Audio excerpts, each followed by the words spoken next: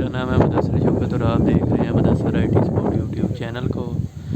तो आज हम एक अपने क्लाइंट के पास आए हैं कंप्लेन करने, तो उनका हमने ना जुगाड़ देखा है आज, तो मैंने सोचा आपको भी शेयर कर दें साथ। तो ये उन्होंने पोल लगाया हुआ है तकरीबन 40 से 45 फीट का, तो ये ऊपर उठाएंगे तो साथ साथ हम आपको दिखाते हैं।